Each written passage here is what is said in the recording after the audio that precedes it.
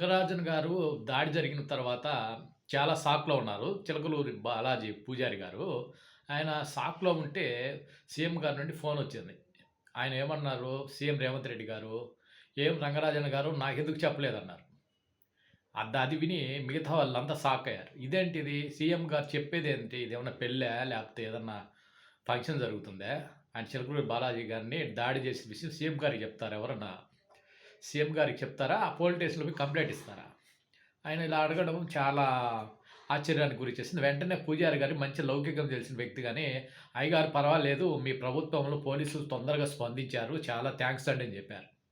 అదే KA Paul లాంటోళ్ళు ఇంకెవరన్నా అయింటే ఈ పాటికి చాలా పెద్ద ఫైరే అయ్యుండేవాళ్ళు.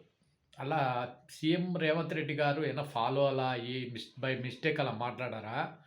అది చాలా ఆశ్చర్యంగా అనిపించింది. ఇప్పుడు సీఎం స్థాయిలో ఉండి, అసలు రంగరాజన్ పైన గురించి దాడి విషయం ఎక్కడో మారుమూల ప్రాంతంలో, అడవుల్లో, కొండల్లో జీవించే వాళ్ళకి కూడా తెలిసిపోయింది. చాలామంది దీనిపైన స్పందించి చాలామంది బాధపడ్డారు. చాలామంది ఫైర్ అయ్యారు గూడా. ఎవరైతే దాడులు చేశారో వాళ్ళ పైన. అలాంటిది సీఎం స్థాయిలో ఉండే వ్యక్తికి ఆయనకి తెలిసి ఉండదా? ఎన్ని టీవీ ఛానెల్స్ ఉంటాయి. ఆఫీస్‌లో ఎన్ని ఛానెల్స్ ఉంటాయి. ప్రతి ఒక్క ఛానల్‌లో హైలైట్ చేసి ఈ విషయం న్యూస్ వైరల్ అయిపోయింది. అది అలాంటిది రేవంత్ రెడ్డి గారు చిలకలూరి పూజారి గారికి ఫోన్ చేసి నాకు చెప్పొద్దా అనడం చాలా హాస్యాస్పదం. ఆయన ఎనీవే రేవంత్ రెడ్డి గారు కూడా చిలకలు పూజారి గారికి చాలా ధైర్యం చెప్పారు. సరే హ్యాట్స్ ఆఫ్ సీఎం.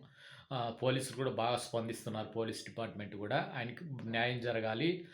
నిందితుల్ని కఠినాతి కఠినంగా శిక్షించాలి. సో, జై హింద్, జై భారత్.